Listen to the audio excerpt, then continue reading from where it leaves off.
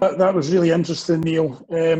It's something that I think about a lot. My previous project that I just came off of before I did the MBA was in Saudi Arabia, which was obviously a big cultural shift for me. It was quite interesting because all the sort of tools in my toolkit for motivation and getting teams to move in the right direction or change direction were all sort of rendered sort of obsolete, almost like they weren't applicable. And it took me a while to search for what these guys were looking for. Yeah. And it was pretty straightforward. It completely came down to empathy, compassion, and that desire to have somebody who gave a shit and actually wanted to help grow them. Because a lot of them were new to industry. None of them had done jobs before. And if you gave them a financial incentive, they didn't care. If you gave them an extra day off, didn't care. And I sort of got to the end of the sort of toolkit thinking, what are these guys after? And it was pretty simple. It was empathy. The challenge then becomes, in my experience of leadership, is that when you're interfacing with teams, guys that are actually doing the job, that's a great place if you're empathetic. The problem is if everybody above you isn't following that same strategy, it's very difficult. So you're pushing all of this good energy down the way, but the energy that's getting pushed down on you is far from empathetic, and that's incredibly challenging because you're trying to motivate the motivator every day to keep up this practice, but the actual behaviours that you're seeing as a leader are all negative. And that's the thing that I've been up against. So ideally, my next organisation, from top to bottom, ideally is the perfect empathetic model. But the reality is that day job gets in the way, and a lot of companies use the excuse that all that fluffy stuff's amazing, but we've still got a job to do. And what they don't realise is take a step back, actually become empathetic, root and branch out the organisation, and the job takes care of itself. Strategic objectives do themselves. That's my experience anyway. Yeah, and do you know what? It's music to my ears to hear you talking like that, Simon. I mean, thinking back to a lot of the projects that I worked on around public service authorities, which was all over the UK. When we would kind of be brought in or we'd pitch or whatever it was, one of the things we'd always pitch was, before we do anything with your front line, with your social workers, with your teachers, with your police officers, with your paramedics, can we do something with your leaders? And we'd say it needs to happen because we're going to be giving, because I guess there's two things to pick up on your point, Simon. Empathic practice is very deliberate. So when people think of it as fluffy stuff, empathy is quite conceptual, but actually what I do is I give you very specific tools, techniques, and ways to demonstrate empathy. And actually, if you can master these techniques, even the most uncompassionate, unempathic person in the world can demonstrate empathy by using these techniques. So when we talk about fluffy stuff, as a concept, empathy might seem quite fluffy, but there are very specific things that you can do to create an empathic culture and to demonstrate empathy every day. The hardest thing, like you said there, Simon, is if you're going out there with the front line or even the first line leadership levels, and you're asking them to be empathic and you're asking the people on the front line to be empathic with customers, with service users, with clients, whoever it might be, who's empathic with them?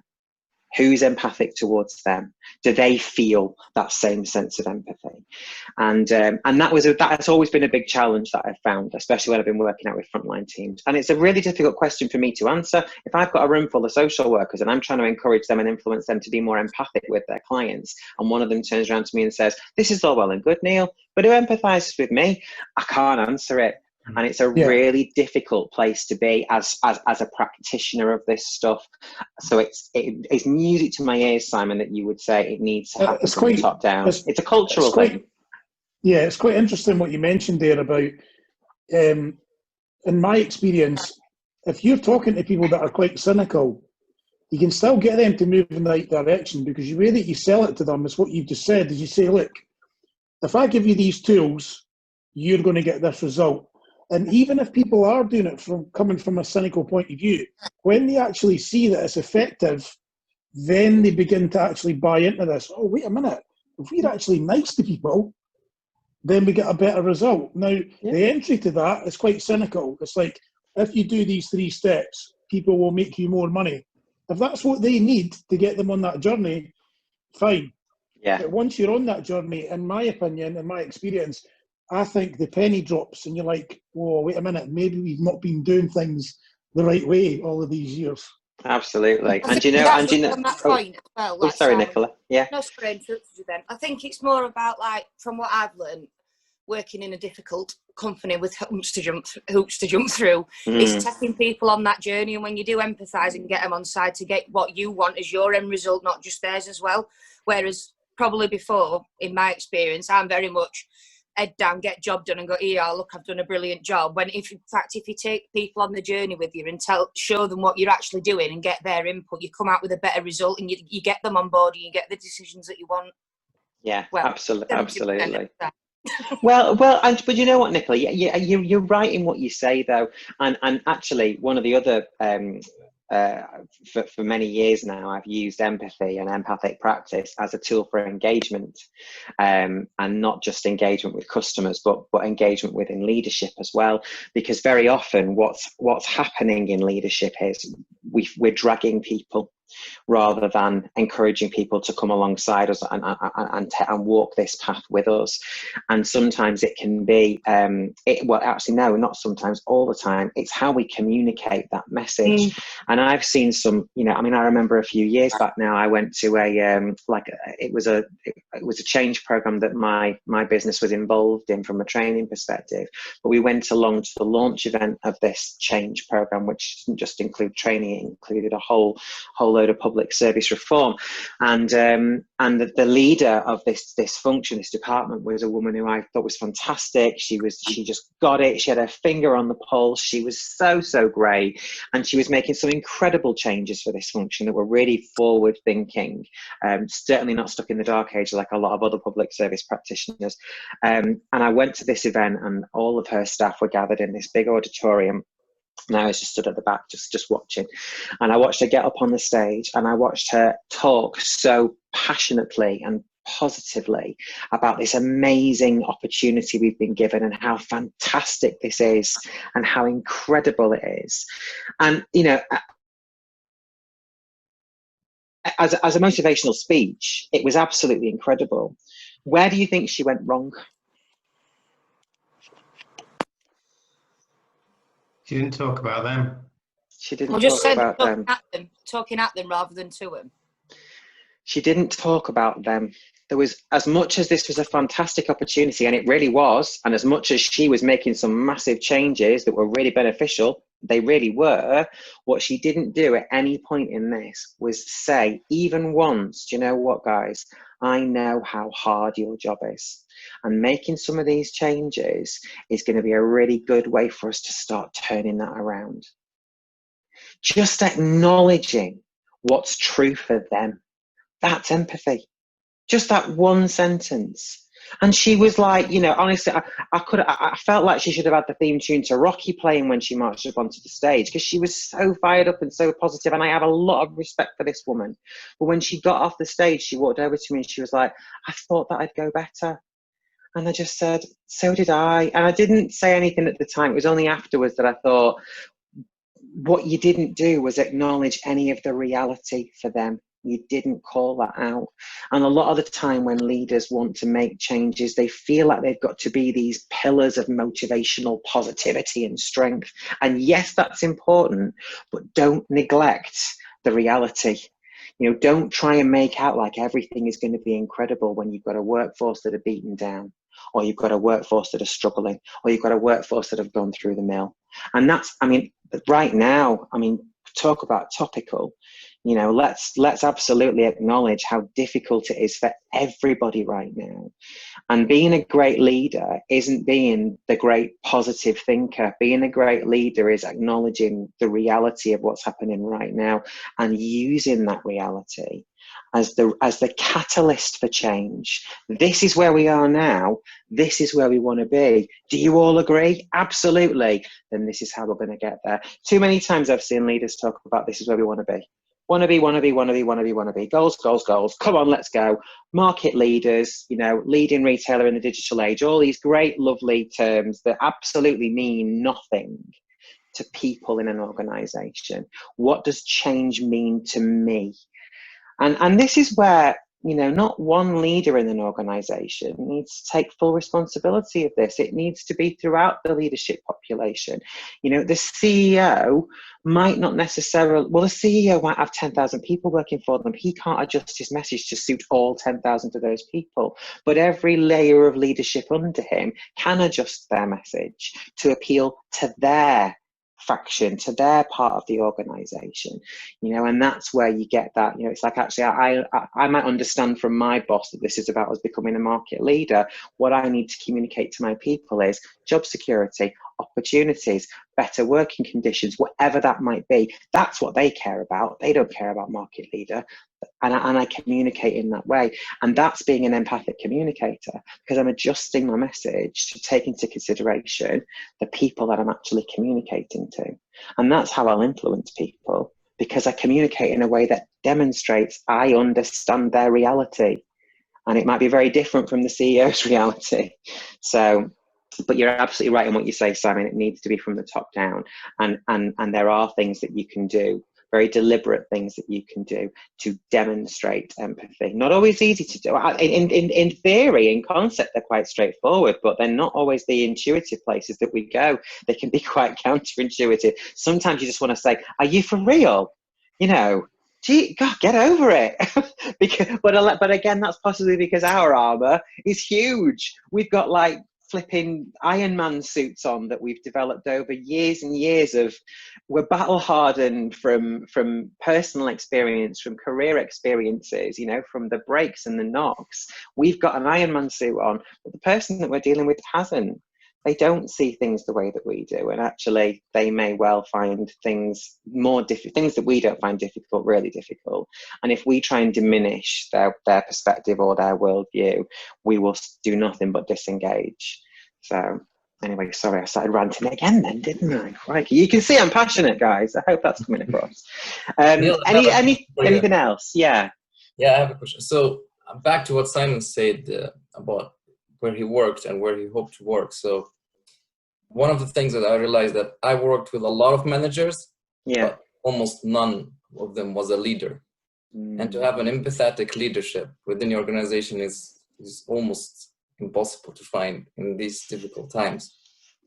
So if you work with all these managers that they focus only on their tasks, not the people that they work with, so do you suggest that you just continue working until something else better comes along, or you just walk away from it because you're the only person who actually feel that you empathize with the people around you and you have feelings? And so it's almost a difficult equation here, and I want to know your opinion on it. I mean, first of all, Ben, yeah, it is such a difficult situation. If you're working for a leader, or you've been working for leaders that you don't feel have got the empathy box ticked, even on a basic level, let alone some genuine compassion and empathy for you as an employee, then that is incredibly hard. I think there's perhaps a different take on this, because this is where I guess your own armor and your own levels of resilience come into it, really. The choice is very much yours, whether you continue staying and working for that person.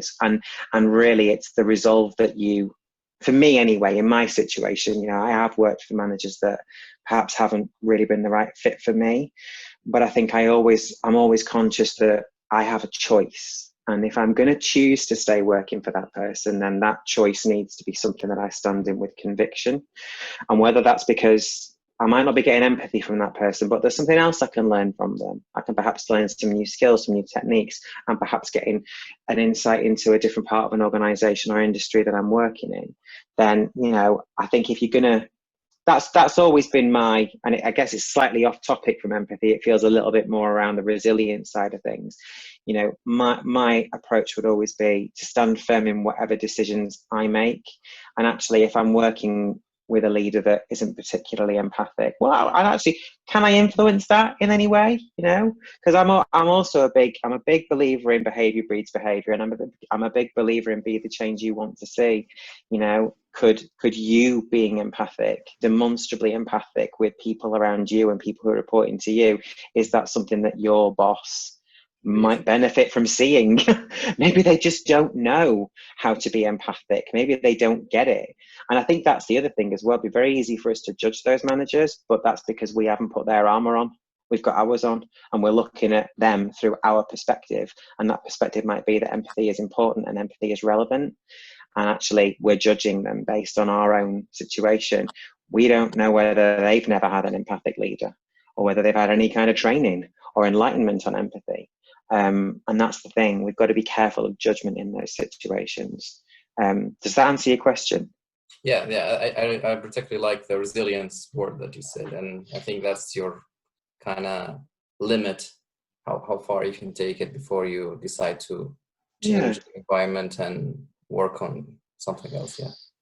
You should always be in an environment that encourages you to thrive, Ben. So if you are really getting nothing, and as much as you look, you can't find anything, any benefit whatsoever to being in that environment, and that environment is it's crippling you or diminishing you as a person, then I would question whether that's the right environment for you or for me if I was in that situation.